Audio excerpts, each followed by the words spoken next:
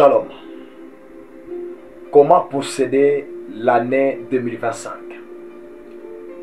Plusieurs d'entre nous ont plusieurs fois déclaré sur l'année. 2024 sera mon année. 2023 sera mon année. Et vous êtes dessus. Parce qu'à la fin de chaque année, vous vous rendez compte que vous n'avez rien réalisé et rien fait de concret. Et actuellement, il y a beaucoup de programmes qui sont organisés. Et pendant ces programmes de prière, chacun prie pour son année. Il y a même des gens qui sont en train de prier pour l'année 2025. Mes frères et sœurs, au-delà de prier pour une année, il faut posséder l'année. On ne possède pas l'année, premièrement en priant seulement. On ne possède pas une année en faisant les mêmes gestes ou les mêmes choses. Il a été prouvé que si vous faites la même chose, à chaque fois, vous aurez les mêmes résultats. Et si vous voulez avoir des résultats différents, vous devez modifier ou changer votre manière de faire les choses, votre manière de procéder face à certaines responsabilités ou à certaines décisions. Les sorciers et les magiciens ont compris ce que je suis sur le point de vous dire. Pendant que les chrétiens sont en train de préparer comment acheter le poulet, comment fêter, pendant le mois de décembre et pendant le mois de janvier, les sorciers et les magiciens préparent comment posséder les 365 jours de l'année. Ils préparent comment posséder les 12 mois de l'année. Ils préparent, ils sont en train de parler sur le soleil qui va briller sur vous dans l'année 2025. Pendant que les chrétiens sont là, en train de pleurnicher, en train de dormir, en train de manger, il y a des sorciers qui sont en train de jeûner. Il y a des magiciens qui sont en train de payer les prix. Mes frères et sœurs, une année, on la possède. Vous voulez faire de grandes choses, accomplir de grandes choses, il y a des choses que vous devez comprendre. Parce que le monde spirituel, c'est un monde qui repose en partie sur les principes, sur les disciplines. C'est un monde qui n'épargne personne. Donc tout celui qui entre dans les principes, il va vivre quelque chose de différent. Voilà pourquoi arrêtez de blâmer Dieu.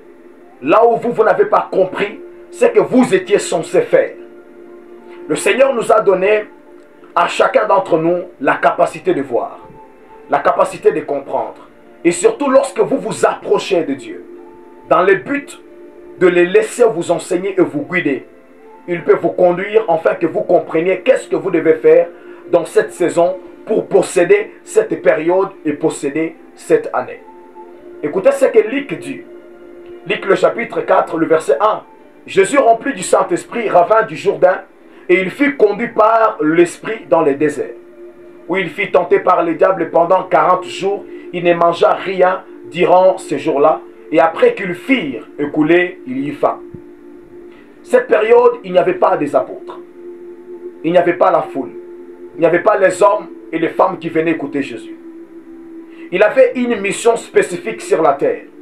Et durant 3 ans, il devrait apporter la vie. Il devrait mourir. En apportant l'évangile, il devrait ressusciter. Il devrait partir pour préparer une place.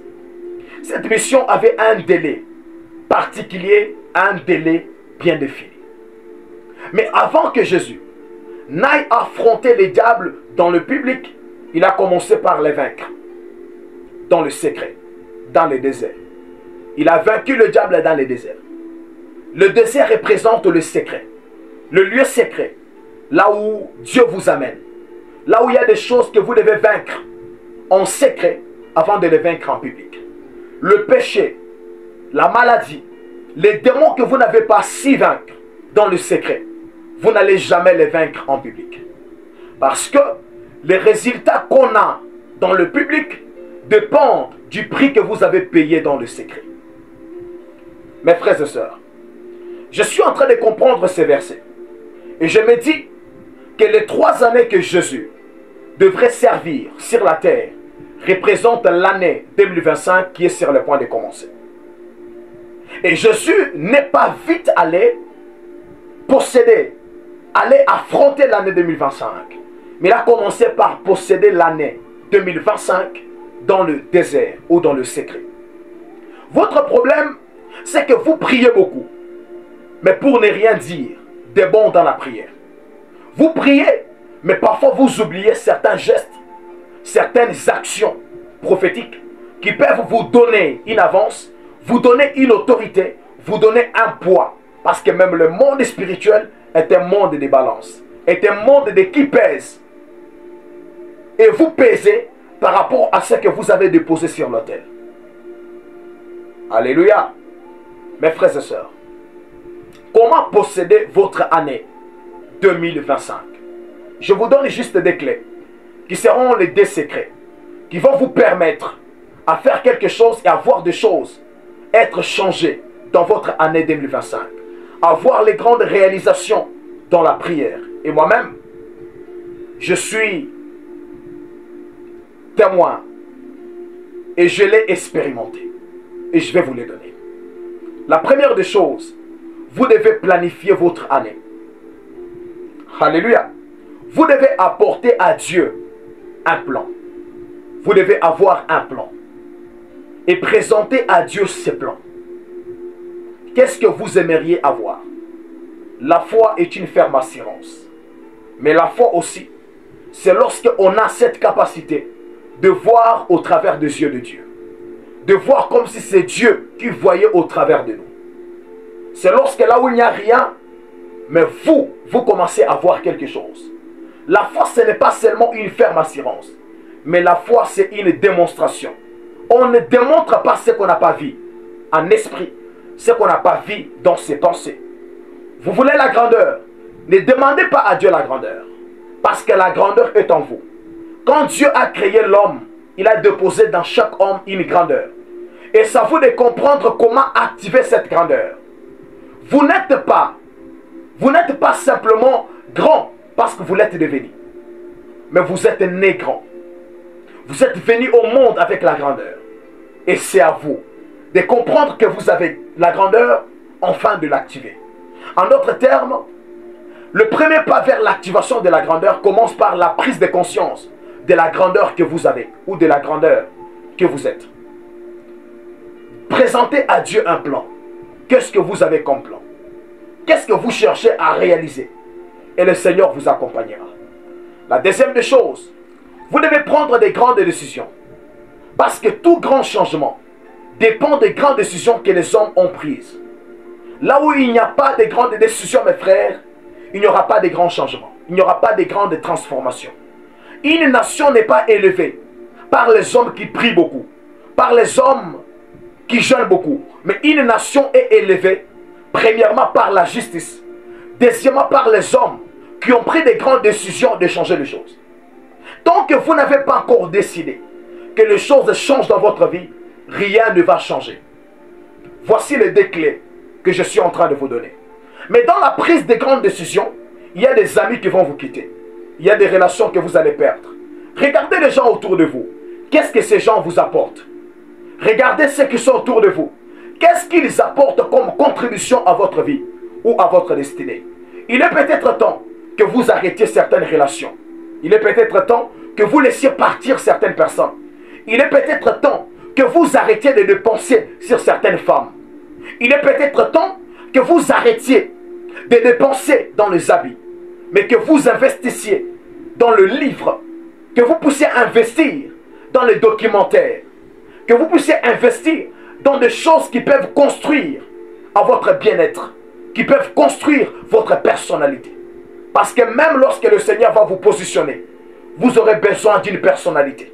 Il y a des choses que le Seigneur fera, mais il y a des choses que le Seigneur ne fera pas à votre place. Il est temps que vous preniez conscience que votre part commence par là et s'arrête ici. Et la part de Dieu est là et s'arrête ici. Dieu ne travaille pas avec les hommes qui ont peur. C'est pourquoi la plupart des hommes que le Seigneur a appelés, il leur a dit 2 choses. Fortifiez-vous et prenez courage. Mes frères, quand Dieu veut faire de votre nom grand, ou quand le Seigneur veut vous élever, il ne vous dira pas que ça sera facile. Il ne vous fera pas passer par les raccourcis, mais il vous fera passer peut-être par un chemin qui prendra du temps. Mais plus ça prend du temps, mieux ça sera. Plus ça prend du temps, vous arriverez dans cette gloire. Il est temps que vous puissiez vous débarrasser de certaines choses qui constituent des distractions. Si c'est votre téléphone, votre bras droit, qui peut vous empêcher à ne pas entrer au ciel, vous devez le couper. Ce qui vous empêche à ne pas exceller, vous devez l'arrêter. Alléluia. Si c'est la pornographie, vous devez l'arrêter. Si c'est la masturbation, vous devez l'arrêter. Si c'est la drogue, vous devez l'arrêter. Vous savez pourquoi? Parce que des grands changements émanent de grandes décisions. L'homme qui a décidé de mettre en place l'avion, ça a été une grande décision. L'homme qui avait décidé pour la première fois de commencer une école ou de construire une école, lui-même n'avait pas vu quelque part où on avait construit une école. Tout grand changement émane des grandes décisions. Il est peut-être temps que vous puissiez comprendre qu'il est aussi de votre responsabilité de posséder l'année 2025. Lorsqu'il y a un plan, lorsqu'il y a des grandes décisions. Et la troisième clé que je vous donne rapidement avant de finir ou d'arrêter cette vidéo, ce sont les offrandes. Faites une offrande. Et cette offrande, même si vous n'allez pas les donner à l'église, allez-y voir les orphelins et parlez sur cette offrande. Libérez des paroles sur cette offrande. Cette offrande sera comme un point de contact entre ce que le Seigneur va faire et votre année 2025. Alléluia. Parce que le magicien, le sorcier, quand il entre parfois dans un bar, il commence à dépenser sur les gens. Vous pensez qu'il dépense parce qu'il a un bon cœur? Non, il dépense parce que c'est le secret. Parce que c'est l'un des principes pour obtenir ou pour avoir accès à cette grandeur ou à cette grande possession de matériel ou de finances dont vous avez besoin. À celui qui a, on lui donnera. Et ma prière pour vous est que l'Éternel vous accorde la grande sagesse afin de posséder cette année 2025. Je prie pour cette année qui est sur le point de commencer. Que Dieu fasse de vous les hommes et les femmes spirituels. Et que vous puissiez posséder cette année. Que tout celui qui a parlé sur le soleil, tout celui qui vous a maudit au travers la ligne, que cette malédiction soit nulle et sans effet. Que cette malédiction soit rendue nulle et sans force sur votre vie, contre votre vie et contre votre famille, dans le nom de Jésus. Vous serez cette personne que Dieu va susciter afin de briser les paroles que les magiciens ont déjà prononcées, que les sorciers ont déjà prononcées, afin de briser et d'arrêter les incantations qui ont été faites à votre sujet. Que la grâce vous accompagne et que vous soyez renouvelés dans votre intelligence, afin que vous possédez cette année et que vous fassiez la différence dans le nom de Jésus. J'en sais prier. Amen. Que Dieu vous bénisse et je vous souhaite beaucoup de bénédictions pour l'année 2025. Amen.